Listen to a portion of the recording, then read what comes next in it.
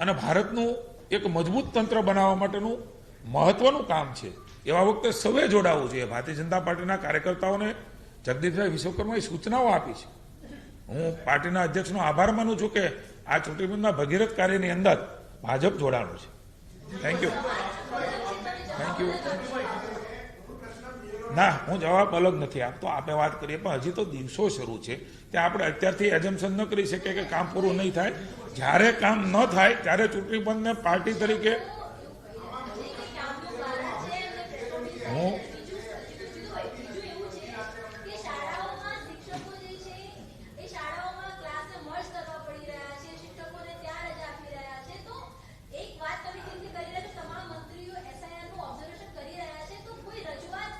માનનીય મુખ્યમંત્રી શ્રી આજે સીએસને સૂચના આપી છે કે જ્યાં એવું લાગતું હોય શિક્ષણને અસર થાય છે તો અન્ય જગ્યાએથી બીએલઓ માટે અન્ય કર્મચારી અન્ય શિક્ષકને લેવા, વિદ્યાર્થીઓના ભણતરને નુકસાન ન થાય એ પ્રકારે આ ચૂંટણી પંચનો વિષય છે.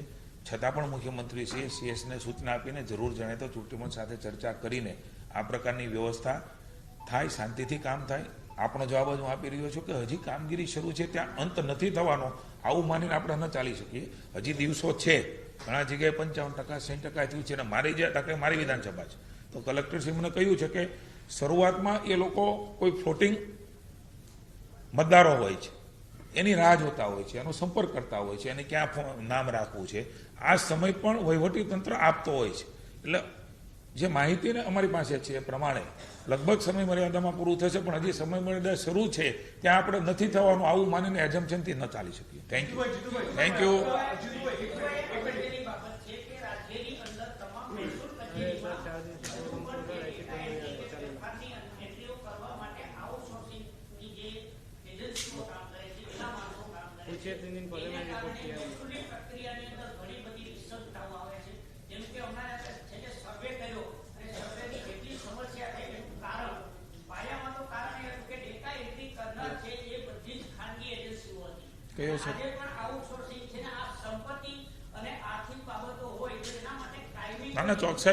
ચોકસાઈપૂર્વક રાજ્ય સરકાર એમનું ધ્યાન રાખી જ રહી છે. મહત્વની કોઈ બાબત હોય એ પ્રકારે ન થાય. આપણે મારું ધ્યાન દોર્યું છે, હું વિભાગમાં વાત કરીશ. Thank you.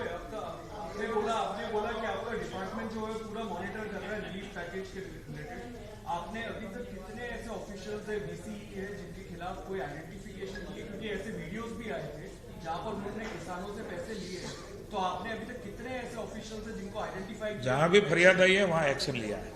कितने ऐसे? Thank you. जहां से आई है, एक की आई थी, एक में एक्शन लिया. Thank you.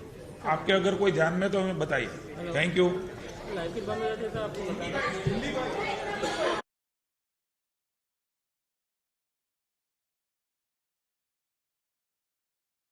આપણે જાણીએ છીએ કે જે કમોસમી વરસાદ બીજા પખવાડિયા ઓક્ટોબરમાં થયો, 14 નવેમ્બરથી 15 દિવસ માટે પોર્ટલ કાર્યરત રહ્યું છે.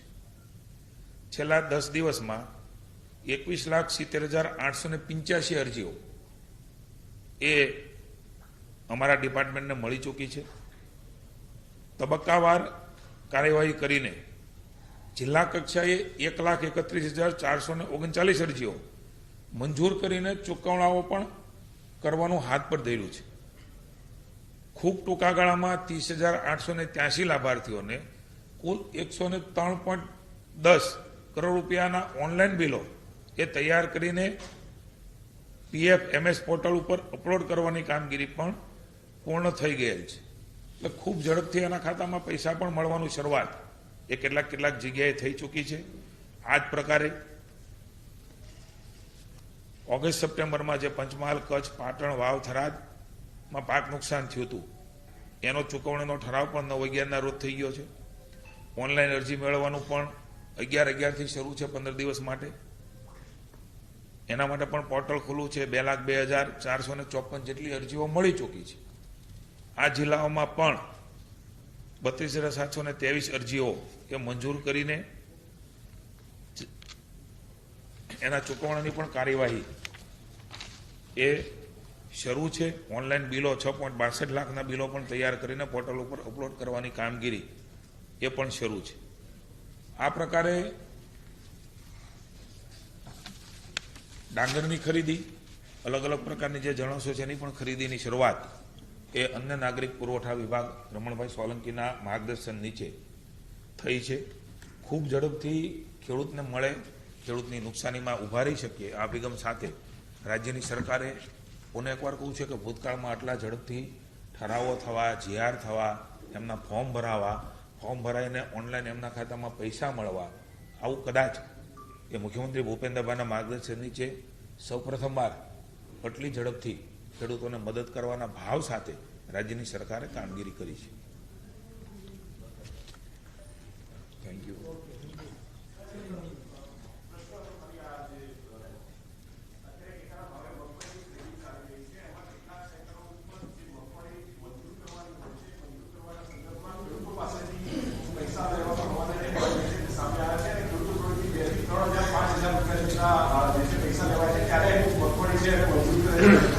કોઈપણ સેન્ટર ઉપર સ્પેસિફિક આ વાત કરો કે આ સેન્ટર ઉપર આવું થાય છે તો રાજ્યની સરકાર પગલાં પણ લેશે.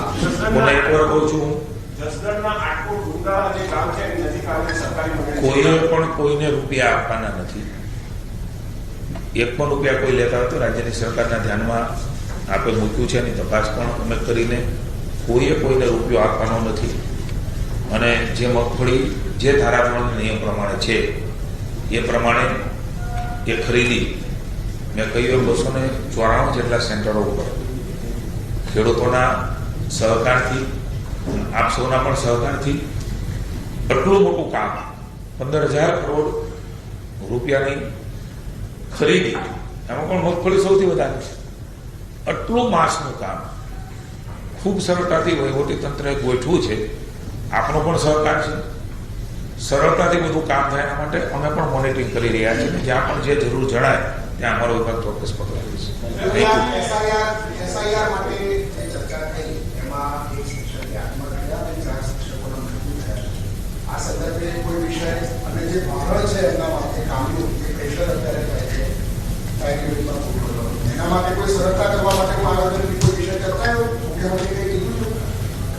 કોઈનું પણ મૃત્યુ થાય એ સ્વાભાવિક છે કે રાજ્ય સરકારને પણ અને આપને પણ અને કોઈના પણ સ્વજન જે કાંઈ એ પ્રકારના મૃત્યુ થાય છે એના માટે હંમેશા સંવેદના અને અમે દુઃખ વ્યક્ત કરીએ છીએ સરકાર તરીકે.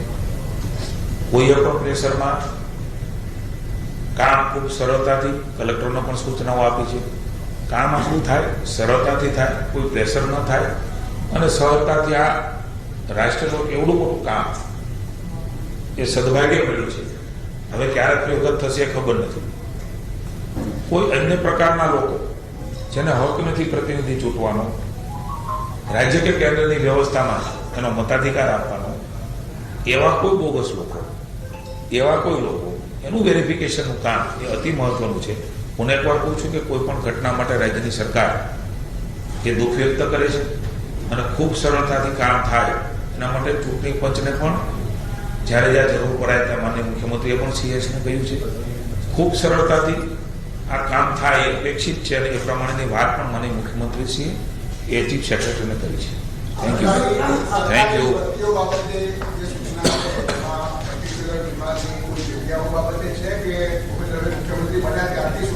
ના, મારે આપની વાતને ખંડન એટલા માટે કરવું જોઈએ કે હમણાં જ તમે જે પ્રકારે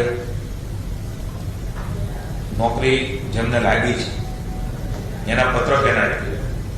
મારે રાજ્યના યુવાનોને જણાવવું છે, રાજ્યની જનતાને જણાવવું છે. બહુ લાંબા ભૂતકાળમાં જવાની જરૂર નથી. આપ સૌ પત્રકાર મિત્રો છો. પ્રામાણિકતાથી ભરતીની શરૂઆત સરકારી નોકરીમાં માનનીય મુખ્યમંત્રી નરેન્દ્રભાઈ હતા ત્યારે શરૂઆત કરી. એ પરંપરા આજ દિન સુધી શરૂ છે. બાકી મામા માસીનાની ભરતીઓ, મારા સગા વખતે એમની ભરતીઓ પદમાં બેઠો તો થઈ ગઈ, એ બંધ થઈ છે. જેને મળવા પાત્ર છે, જેની કુશળતા છે, ક્ષમતા છે, કોમ્પિટિટિવ એક્ઝામમાં પાસ થાય છે, એ પ્રકારની એક્ઝામો લેવાની શરૂઆત કરી છે. અને એ પ્રકારે નોકરીઓ પણ લાખો નોકરીઓ એ અપાઈ ચૂકી છે. ને ભવિષ્યમાં પણ એ પોલીસ વિભાગ હોય કે અન્ય કર્મચારીઓ, એ બધાની ભરતીઓની પ્રક્રિયા એ સતત ચાલતી પ્રક્રિયા છે. એ પણ થઈ રહી છે. પણ ખાસ કરીને મહેકમ મંજૂર છે. એ મહેકમમાં ભરતીઓ અલગ અલગ વિભાગ કરતો અલગ અલગ ગૌણ સેવા પસંદગી મંડળ હોય, પીએસસી હોય, આ બધામાં એક પ્રક્રિયા છે. એ પ્રક્રિયા ઝડપથી થાય, ઝડપથી જાહેરાત થાય, ઝડપથી એક્ઝામ લેવાય અને ભરતી થાય, આવી સૂચના માનનીય મુખ્યમંત્રી છે.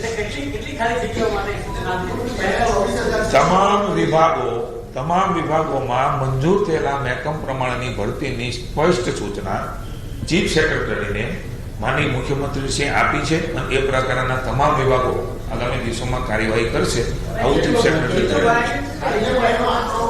મળી જશે, આપને મળી જશે. આ કઈ મારે આપને બધી જ વિગતો આપને મળી જશે અને આપને જણાવ્યું કે મહેકમ મંજૂર થયેલું મહેકમ એ કોઈ ખાનગી નથી. મંજૂર થયેલું મહેકમ એ ઓપન હોય છે, આપણા પણ ધ્યાનમાં હોય છે. આપ અહીંથી પણ તમને મળી જશે, વિભાગોમાંથી પણ મળી જશે, ઓનલાઈન સરકારમાંથી પણ મળી જશે. એટલે આમાં કોઈ ખાનગી છુપાવવાનો વિષય નથી. Thank you. ભાજપમાં પણ એસઆઈઆરને લઈને બેઠકો થઈ રહી છે કે મતદાતાઓને તકલીફ ના પડે એની માટે આપણે પણ કીધું કે કેબિનેટની અંદર પણ એસઆઈઆરના મુદ્દે ચર્ચા થાય છે. પણ મૂળ જે સવાલ છે કે જે સમયગાળો ઓછો હોવાની વાત તમામ બીએલઓ કરી રહ્યા છે, ઇલેક્શન કમિશન પણ સ્વીકારી રહ્યું છે. તો રાજ્ય સરકાર તરફથી આ અંગે ઇલેક્શન કમિશનને કોઈ રજૂઆત થશે, નહીં થાય? અત્યારે તો સમય મર્યાદા છે, હજી તો ચાલી રહ્યું છે અને ચાલી રહ્યું છે કે ચૂંટણી પંચ આપ સૌ પણ જાણો છો કે અલગ રીતે કામગીરી કરે છે. એટલે એ પ્રકારે જ્યાં જરૂર જણાય ત્યાં ચૂંટણી પંચે સહાય છે. પણ હજી તો એ કાર્યવાહી શરૂ છે, હજી તો એ દિવસો શરૂ છે, હજી તો એ ફોર્મ ભરાવાનું શરૂ છે. એ ફોર્મ ભરાઈ જશે આવું સંપૂર્ણ શ્રદ્ધા છે. એ પછીનો વિષય આવે કે પછી શું થાય. પણ અત્યારે માની B.L. સંતોષજી અમારા રાષ્ટ્રીય મહામંત્રી એ ખાસ અમારા સંગઠનની બેઠકો લઈને, અને મને આનંદ છે કે ભારતીય જનતા પાર્ટી જગદીશભાઈ વિશ્વકર્માના નેતૃત્વમાં આ કામ અન્ય કોઈ સંગઠન નથી કરતું, અન્ય કોઈ પોલિટિકલ પાર્ટી નથી કરતું. ભારતીય જનતા પાર્ટી પણ આ પ્રકારના લોક ઉપયોગી અને જે આપણું લોકશાહીનું સૌથી મોટું કામ છે મતાધિકાર, એનું વેરિફિકેશનનું કામ એ રાષ્ટ્રનું કામ છે. રાષ્ટ્ર વિરોધી તત્વોએ ભારતમાં ઘૂસીને, ગુજરાતમાં ઘૂસીને અરાજકતા ફેલાવતા હોય, એનો ભોગ સામાન્ય જનતા બનતી હોય, એવા વખતે ભારતીય જનતા પાર્ટીનું સંગઠનનું મંત્રીઓનું જોડાવું, સંગઠનને સાથે રહેવું. હું તો કહું છું કેમ કોઈ પક્ષો નથી આવતા, માત્ર વાત કરવી, ટીકા કરવી, ચર્ચા કરવી, એના બદલે આપણું કામ છે, સૌનું કામ છે. અને ભારતનું એક મજબૂત તંત્ર બનાવવા માટેનું મહત્વનું કામ છે. એવા વખતે સૌએ જોડાવવું જોઈએ. ભારતીય જનતા પાર્ટીના કાર્યકર્તાઓને જગદીશભાઈ વિશ્વકર્માએ સૂચનાઓ આપી છે. હું પાર્ટીના અધ્યક્ષનો આભાર માનું છું કે આ ચૂંટણીના ભગીરથ કાર્યની અંદર ભાજપ જોડાણું છે. Thank you. ના, હું જવાબ અલગ નથી આપતો. આપણે વાત કરીએ પણ હજી તો દિવસો શરૂ છે, ત્યાં આપણે અત્યારથી એજમ્પશન ન કરી શકીએ કે કામ પૂરું નહીં થાય. જ્યારે કામ ન થાય ત્યારે ચૂંટણી પંચને પાર્ટી તરીકે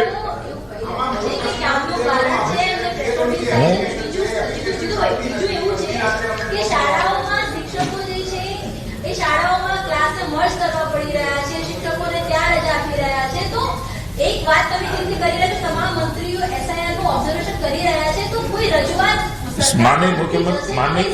માનનીય મુખ્યમંત્રીશ્રીએ આજે CS ને સૂચના આપી છે કે જ્યાં એવું લાગતું હોય શિક્ષણને અસર થાય છે તો અન્ય જગ્યાએથી BLO માટે અન્ય કર્મચારી અને શિક્ષકને લેવા, વિદ્યાર્થીઓના ભણતરને નુકસાન ન થાય એ પ્રકારે આ ચૂંટણી પંચનો વિષય છે.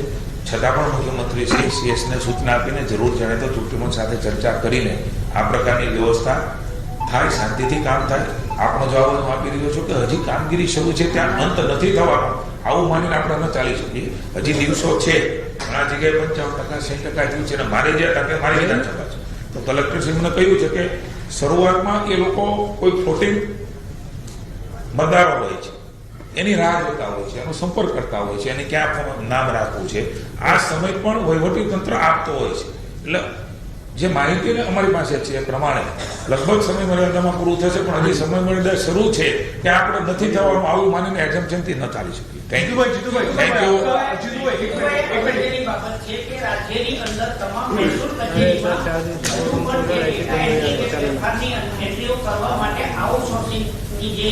એજન્સીઓ કામ કરે છે, એના માણસો કામ કરે પૂછે છે. તેની ભલે એને કારણે માહિતી આપી. મહેસૂલી પ્રક્રિયાની અંદર ઘણી બધી વિસંગતતાઓ આવે છે.